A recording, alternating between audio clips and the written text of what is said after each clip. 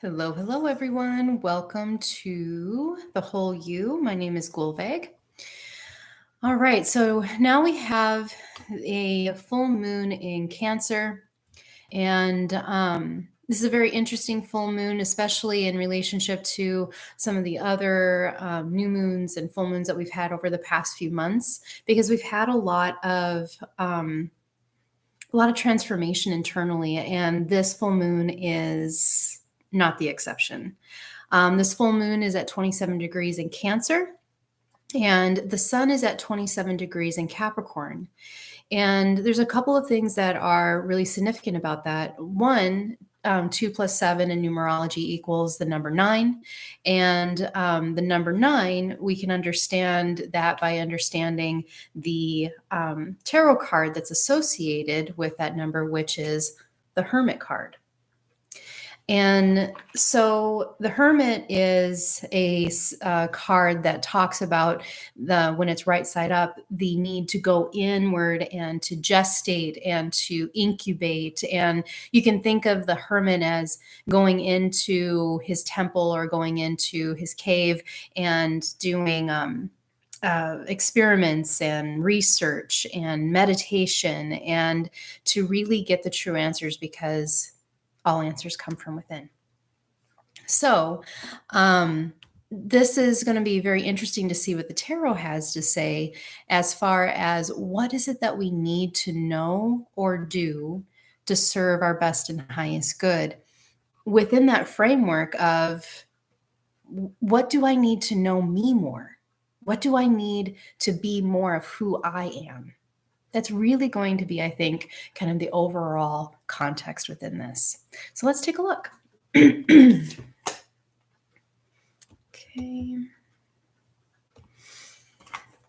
All right. So even if you're watching in a recording, just join me in setting the intention. What do we need to know about this full moon in Cancer on January 17th, 2022? January 18th, if you're in like the Eastern Coast, to serve our best and highest good. Mm-hmm.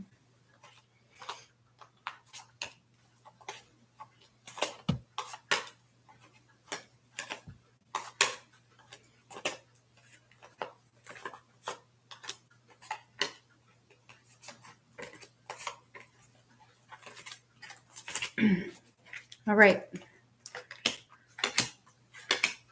We have quite a few cards that came out.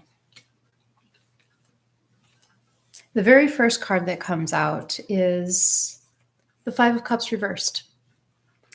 And that card came up with the Three of Wands. This is very, very interesting. The Five of Cups reversed is about letting go of past disappointments and moving on. You can see here that, rivers and hedges in symbolism, they represent a hedge between where we are and where we want to be. And so he's on one side of the river, and we can see in the background that there's this bridge. He can cross over the bridge and move on. He also has two cups behind him that are full. But he's too focused on what it is that he has lost in order to be able to turn around, reclaim what it is that he has, and move on. And that is what that means when it's reversed. What's also very interesting is then we have the Three of Wands. And the Three of Wands is about preparing for a journey. It's about a restart. So here I see that the tarot is definitely giving us a inspiration to let go of any like the past tethers, the past ties, past habits that are kind of pulling us back, and past sadness and grief that might be really holding us back. That is something actually that is in the astrology as well, because Pluto is 1 degree away from the sun. which is in Capricorn. So this gives us the ability to make, because Capricorn is very analytical and very good at making kind of quick decisions. Like it can take a look at, nope, this is useful, this is not, toss what's not useful, keep what is. And so with that being said, Pluto is the planet of change. So here we have the tarot cards saying the change that's needed is how do we identify with the past hurts and past pains and the grief that we mean by holding on? How is that actually affecting how we see ourselves? Does it affect our actual identity? And if so, then it's time to leave the cups that are spilled at the side of the river, and it's time to set our sights ahead. It's time to move on. And then that's kind of repeated in the next card that comes up, which is the Eight of Cups. The Eight of Cups reversed is all about kind of like hitting the do-over button. Just give it one more time, one more try. And that is also reflected in the Eight of Pentacles. Very interesting that we have 2 8 cards that came up one after another, because the 8 is about cycles. It's the infinity loop. And the Eight of Pentacles is about learning new skill sets, new habits, even new perspectives, new ways of being. So is there a way that, based on creating a new perspective where I'm not looking in the rear view mirror so much, but I'm looking ahead, that to my work, to my home, to my lifestyle? Are there lifestyle changes that I could make that could create a different kind of cycle? If I don't like the cycles that have been replaying in my life, that is called karma, then the Eight of Pentacles and the Eight of Cups are saying that we have a chance to rewrite a new cycle. We have a chance to start again. And that this journey may have left us already pretty burnt out. So this is something to consider when we're taking a look at what kind of changes need to be made. Are the cycles that we have been playing out again and again that maybe aren't serving us, depleting us of our energy? Are we leaving ourselves in more of a kind of depressed state or have less vitality? If that is the case, then it's time to make decisions that are going to replenish us. And that might mean perhaps letting go of habits of workaholism. Capricorn, by the way, one of its shadows is workaholism, and the sun is in Capricorn at 27 degrees. So that might be one thing that we might want to take a look at, especially because Cancer is the absolute opposite of Capricorn. They're polar opposites. So Cancer is all about the emotions. It's like the ocean of emotion, is deep emotions, is deep water. And Capricorn is very active earth. And so Capricorn isn't very emotional, and Cancer is incredibly emotional. So how do we feel about the decisions that we have made thus far? Are they truly serving us? Or are there some things that we can make a change in order to serve us better? So this really does give us, if we can navigate some of the more difficult emotions, because there might be some difficult stuff that might come up around this full moon. So if we can navigate some of those more difficult emotions that might come up and take a look at it from not just getting sucked into the deep well of emotion, but also use that Capricorn energy to maybe analyze it a little bit and be like, well, what does this actually have to teach me? How might I not just kind of wallow in the discomfort, but take a look at the discomfort as a litmus test for what needs to change?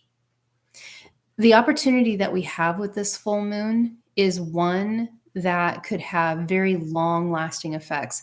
The decisions that we make around this full moon and the situations that we change are very profound. This is not just about the details. This is big stuff.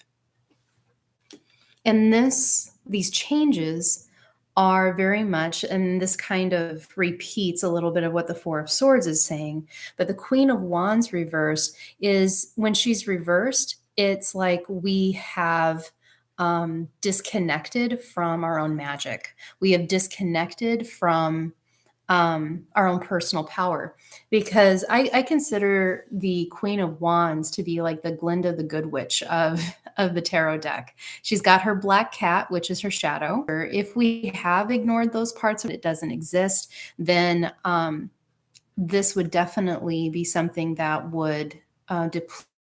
That is the case, and we haven't been nurturing those parts of us as well. This is a really good time to take a look, turn around, and say, what do you need, shadow? What do you need, sadness? What is the unresolved need of my anger? What is the unresolved need of my resentment? What is it that my soul is yearning for? And because it's not getting that, it's showing up as pain. And or what kind of past experiences may I be holding on to that's putting me in a victim mentality, whether or not I'm aware of that or not, that is actually holding me back, that is actually keeping me stuck in a victim loop versus being able to free myself and to take from those experiences anything that I could perhaps learn from that and transform it into something that is useful, something that's gold. And that is actually one of the things that is about the Hermit card. I look at the Hermit card as being, even though the Hermit card is a number 9 card and the Magician is a number 1 card, I look at the Hermit as being an archetype that can prepare us for a magician moment. Because the Magician card is all about like this self-made person who's got everything that they need. And they are the alchemist. They can take these different parts of their lives and they can make something new. But in order to do that, one must have the clarity first to, one, know what they need, and two, to be able to take stock of the resources that they really have. And that takes often. So I think that is everything here. Thank you so much for joining me, and I look forward to seeing you here in a couple of weeks when we take a look at the new moon through the tarot cards. I do have an event going on this month where I am offering have a iPhone, you can save $30 on the hour-long sessions. Usually my hour-long sessions are 110, and for up till February 4th, they will be $80. So if that is something that you're interested in, please get in contact with me at info@bethewholeyou.com. Thanks. Have a great one. Bye.